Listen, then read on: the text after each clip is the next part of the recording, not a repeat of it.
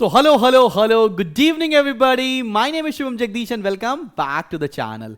So बच्चा party आप लोगों का अगला चैप्टर जो कि है टाइप्स ऑफ इंश्योरेंस इस वीडियो में लेकर आए हैं। ये वन शॉट वीडियो है जिसके अंदर आपको पूरा चैप्टर एकदम आसानी से समझ में आ जाने वाला है। एंड बिफोर आई बिगिन आपको बताना चाहता हूं टाइटन्स फास्ट ट्रैक का हमारा कोर्स है जो लाइव है, जिसके अंदर आप जाकर एनरोल कर सकते हैं। हमारी एप्लीकेशन डाउनलोड करने के लिए अब आप एंड्रॉइड या iOS दोनों पर ही obsession and entrance hub search करें और आपको हमारा एप्लीकेशन मिल जाएगा, जिसके फ्री स्टडी मटेरियल सेक्शन में सारे 11th के नोट्स अपलोडेड हैं। जाकर डाउनलोड कर लो और एकदम अच्छे से अपने एग्जाम देकर आओ बच्चों पार्टी। चलो भाई, अब हम बात करने जा रहे हैं ये लाइफ इंश्योरेंस क्या होता है।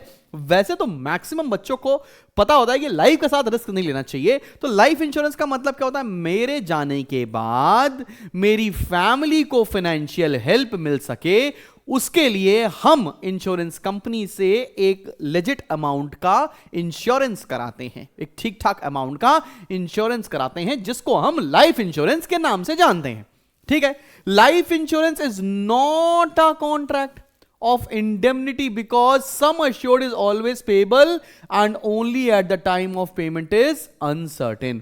Therefore, life insurance is also called life assurance. In life insurance, insurable risk interest must be present at the time of taking insurance policy. A person has insurable interest in his life as well as in the life of his her spouse. भाई अपनी जिंदगी में तो मुझे interest रहेगा ही रहेगा, लेकिन मेरे जाने के बाद मेरे फैमिली का सपोर्ट हो सके, इसलिए लोग लाइफ इंश्योरेंस लेते हैं। A person is also said to have insurable interest in the lives of other persons on whom he is dependent of whose death will cause him a pecuniary loss। अगर मेरे जाने के बाद मेरी family को कुछ कंसिडरेबल लॉस होगा, उस लॉस से बचाने के लिए हम इंश्योरेंस कराते हैं, जिसको हम लोग लाइफ इंश्योरेंस बोलते हैं। अब सबसे बड़ा इसका फायदा क्या है, इंपॉर्टेंस में आओ। पहला पॉइंट है protection against the risk. Life insurance provides protection to the family after the death of the insured. In case of premature death, the insured sum of money is paid to the dependents of the insured. अगर खुदा ना खास्ता समय से पहले अगर मृत्यु हो जाती है तो उसका पैसा उसके लीगल हायर को, ऐसे मैंने अगर जो इंश्योरेंस कर रखा है, इसका पैसा मेरी फैमिली में मेरी वाइफ को मिलेगा। अगला क्या है, प्रोविजन फॉर ओल्ड एज। भाई जब आप बुढ़े हो जाओगे, आपके पास पैसा नहीं होगा, तो आफ्टर सर्टेन टाइम पीरियड बाद आपको यह पैसा मिलता है, जिससे आपका पेंशन जैसा काम चल सकता है। Person can make a provision for old as by taking a life policy. The policy holder feels financially secured and can enjoy economic independence after retirement. बहुत सिंपल सी बात है, समझ में आ रही है। थर्ड है थ्रिफ्ट एंड सेविंग। एक तरह की सेविंग भी होती है। Premium is generally payable in installments, therefore life insurance encourages people to save money. इससे आपकी सेविंग की थोड़ी हैबिट डेवलप होती है। अगला क्या है, investment. Life insurance is a good method of investment. A person can pay small amount as premium over a number of years. He can build a fund for higher education or marriage of children, for building a residential house, या कुछ भी बड़ा पैसा अगर future में चाहिए तो थोड़ा थोड़ा करके आप पैसा सेव कर सकते हो, एक तरह से लाइफ इंश्योरेंस के भी अंदर। अगला क्या है, टैक्स सेविंग। टैक्स में बचत मिलती है, तो जितना पैसा आप प्रीमियम में दे रहे हो उतना पैसा आपको सरकार टैक्स में छूट दे देती है, रिबेट देती है। अगला क्या है, कैपिटल फॉर्मेशन। जितना ज्यादा आप पैसा इन्वेस्ट करोगे प्रीमियम के थ्रू, आपको एक बड़ा रकम आपकी मैच्योरिटी के ऊपर मिल जाएगा। And it is employment generation. वो कैसे, life insurance companies provide employment opportunity to millions of people. से एलआईसी है, तो एलआईसी बहुत सारे लोगों को आज की डेट में रोजगार दिए हुए है, और वो रोजगार किसके ऊपर डिपेंडेंट है, हमारे प्रीमियम के ऊपर। अब आते हैं अगले हेल्थ इंश्योरेंस के ऊपर। ये भी मैक्सिमम लोगों ने ऑलरेडी ले रखा होता है। हेल्थ इंश्योरेंस का मतलब क्या, अगर कभी कोई तबीयत खराब हो गई तो हॉस्पिटल के बिल आपको खुद नहीं भरने पड़ेंगे, वो इंश्योरेंस कंपनी भरकर दे देगी। आओ जरा देखो, as the name suggest health insurance means insurance for protection of health against various types of diseases. In case of ill health, the insured person receives the cost of treatment, hospitalization up to the insured amount. भाई mediclaim का मतलब क्या हो गया, अगर मान लो मैंने 10 लाख की पॉलिसी ली और मेरे इलाज में 12 लाख रुपए खर्चे हो गए हैं, तो 2 लाख रुपए ही सिर्फ मुझे अपनी जेब से देना पड़ेगा, पूरा 10 लाख हमारा इंश्योरेंस कंपनी ही पे करने वाली है। इसको हेल्थ इंश्योरेंस बोलते हैं। अब इसके भी फायदे हैं क्या, by paying small amount of premium, the insured person gets coverage for heavy cost involved in hospitalization. थोड़ा थोड़ा पैसा देने से आपको बड़े रकम के लिए आप इंश्योरेंस क्लेम ले सकते हैं। The premium paid for health insurance is allowed as a deduction up to the specified amount, मतलब टैक्स बेनिफिट भी मिलेगा। तीसरा क्या है, in case of sudden hospitalization the insured and his और family save from heavy expenditure, एकदम से बड़ा खर्चा आने से आप बच जाते हो अगर आपके पास हेल्थ इंश्योरेंस है। Health insurance contribute significantly to the economic development of the country, हमारे देश की तरक्की में डेवलपमेंट हो रहा है, बिकॉज जितनी भी कंपनीज इंश्योरेंस बेच रही हैं वहां से रोजगार मिल रहा है लोगों को। Health insurance industry provides protection to social development, social development देश की तरक्की के लिए कंट्रीब्यूट करने का काम करती हैं। अब आते हैं अगले इंश्योरेंस की तरफ जो है बेटा जी फायर इंश्योरेंस। फायर इंश्योरेंस का मतलब क्या होता है, आग लगने से अगर कुछ आपको डैमेज होगा तो उस डैमेज की भरपाई इंश्योरेंस कंपनी करने वाली है, उसको बोलते हैं फायर इंश्योरेंस। आओ जरा देखते हैं। Fire insurance may be defined as contract in writing whereby the insurance company in consideration of a sum of money undertakes to indemnify the insurance for any loss or damages to the insured property or grounds caused by accidental fire. A fire insurance policy is generally for 1 year. भाई मेरे को आग से कोई नुकसान ना हो, मेरे सामान को, मेरे घर को, मेरी दुकान को कोई नुकसान ना हो, उसके अगेंस्ट हमने एक इंश्योरेंस ले रखा है जिसको हम लोग फायर इंश्योरेंस कहेंगे। अब इसके भी फायदे क्या हैं? सबसे पहला, The purpose of fire insurance to provide protection against the risk lost by fire. सबसे पहले प्रोटेक्शन मिलता है कि भी आपके सामान को कोई दिक्कत नहीं होगी। The insured person is placed in the same financial position as he was before the loss of the fire happened. मतलब किसी भी जिस बंदे ने भी इंश्योरेंस ले रखा है उसको बहुत ज्यादा लॉस सफर करने को ना मिले। Fire can cause huge loss to the loss of a person, to the house of person in case of business the entire factory office and godown में भी डिस्ट्रॉयड बाय फायर। भाई क्या होता है ना, जनरली फायर इंश्योरेंस कौन लेता है? जिसकी इंडस्ट्रीज, जिसकी फैक्ट्रीज है, वहां पर चांसेस ज्यादा होते हैं कि किसी तरह का नुकसान हो जाए, तो उस नुकसान की भरपाई की जा सके, इसलिए फायर इंश्योरेंस को लिया जाता है। Fire insurance helps him to restart his business with the help of money receive from the insurance company. जो भी पैसा आपको मिलेगा उसे आप धंधा अपना वापस से शुरू कर सकते हैं। अब आते हैं अगले इंश्योरेंस के ऊपर जिसका नाम है मरीन इंश्योरेंस। मरीन इंश्योरेंस कौन कराता है? शिपिंग कंपनीज कराती हैं। वो कंपनीज कराती हैं जो अपना माल ओशियंस के रास्ते दूसरी कंट्रीज में भेजती हैं, तो कार्गो कंपनीज कराती हैं इस तरह का इंश्योरेंस, ताकि अगर कोई रास्ते में नुकसान हुआ है ड्यू टू ट्रांजिट तो आपको उसके पैसे मिल सकें। आइए जानते हैं कि मरीन इंश्योरेंस क्या है। Marine insurance is a contract of indemnity whereby the insurance company undertakes to indemnify the insured for the loss of damage to the ship or cargo or freight on account of marine adventure. It is a contract under which the insurer agrees to compensate the insured against risk incidental to marine adventure. A policy of marine insurance may be taken out for a particular period or for a particular voyage. मान लेते हैं कि मैं mobile phone बनाता हूं और मैं ये मोबाइल फोन यहां से बनाने के बाद मैं इसको भेजने वाला हूं अमेरिका, ठीक है ना?